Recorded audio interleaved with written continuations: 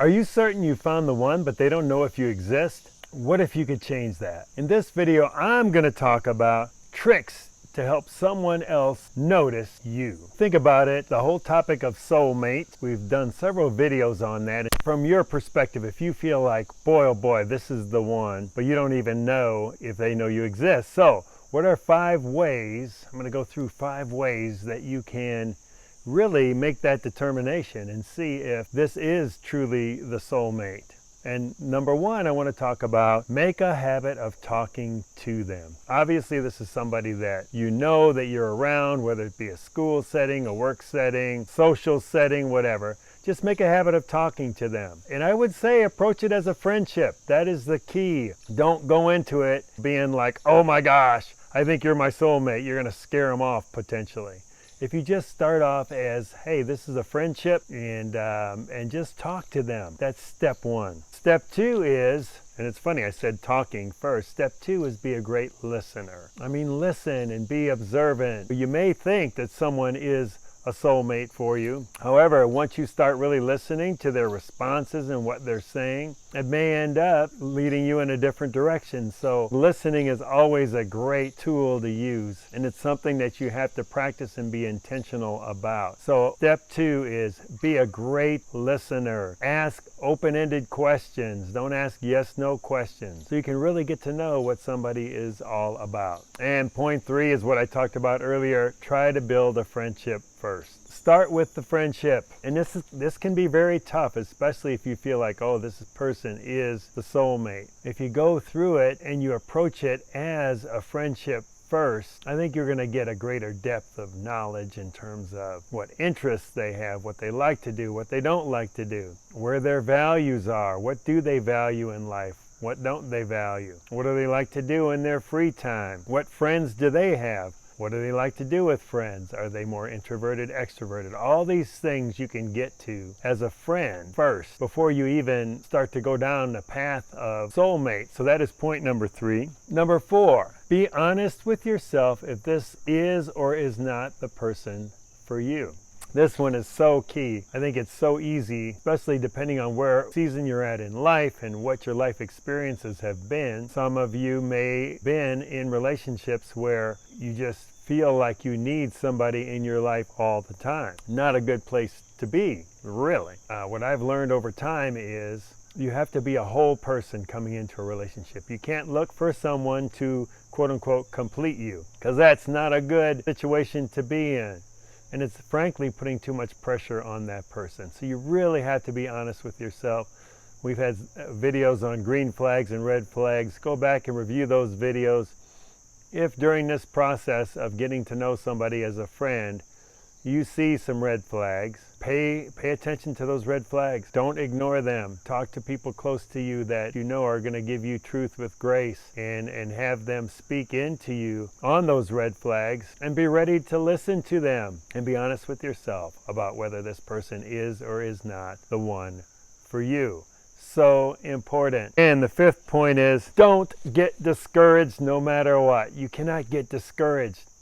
This is not a process that is about getting discouraged. It's about something that is beautiful and blessed. You know, if you have that feeling about a lot of people, I believe there isn't one ideal person for every person on this earth. You think about it, we all have different experiences and backgrounds and all these things. And depending on where you're at in life, you could come across somebody that is right in sync with you right now. And that same person 5 years ago or 2 years ago or even 2 months ago may not be in sync with you right now. So the key is don't be discouraged if you have to, back to point 4, make the decision that this is not the person for me.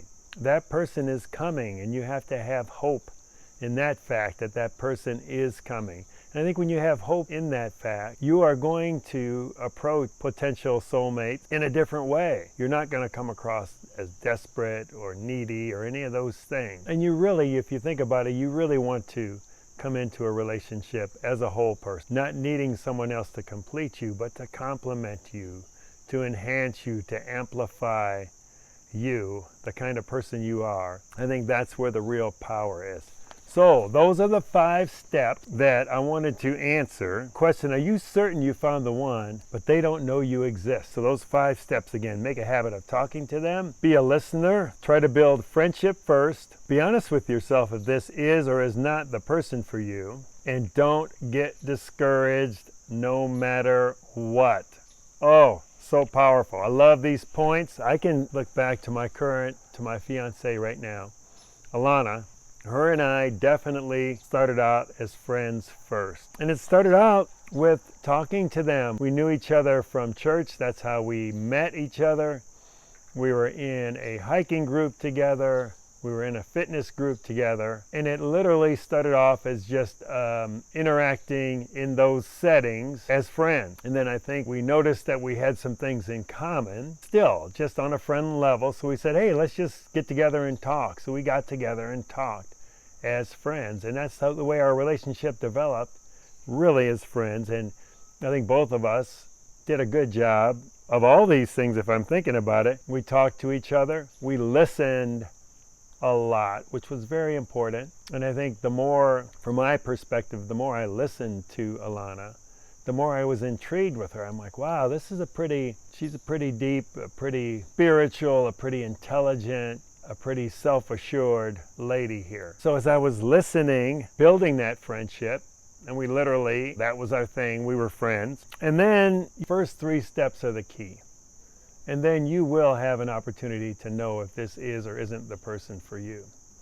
But if you can cover those first 3, and I think looking back at my own experience, the friendship was such a big part of it. I feel like we would be friends even if we didn't end up going out. Because of those commonalities, we had similar values, our stories were similar, so we experienced a lot of the same things in life. Of course, you've got to have that physical attraction, that's part of it. But sometimes that isn't, and I think in my case, in this example I'm giving you, that wasn't the most important thing. It was the friendship was the big attraction at first. In my case, the dating thing came well into our friendship, and it required, in her case, she's the one that said, hey, let's have coffee and talk about the elephant in the room. So we were kind of awkward in that whole process of going from friends to dating. But I think it's because we had spent all that time in the friendship mode. So really, you have to be ready to walk away from your soulmate. In this case, if Alana wasn't my soulmate, I needed to be willing to walk away from her. And you may have to do that too. And sometimes you're going to meet people that you might go down that friendship role and you think, oh, this is my soulmate, but they ended up just being friends. But think about it. That's great. If you come out with a great friend, that's amazing. And if you're rejected by what you think is your soulmate, then they probably weren't really your soulmate. I would say that. And then the last point I wanted to talk about was, can your soulmate change? No, don't count on that. Don't count on somebody changing. What I would count on is growing together. But you have to start with a solid foundation. Values. We're both followers of Christ, and we say equally yoked. You have to start off with some kind of base, some kind of foundation, and then you can grow together. But don't anticipate someone else can change to what you need or want or desire. That won't happen. If you found this video helpful, hit the like button below to see more like this. Comment below. This can be with questions or answers to the questions you ask. And we'll see you next time on this great journey from isolation to community, where the next step beyond is freedom.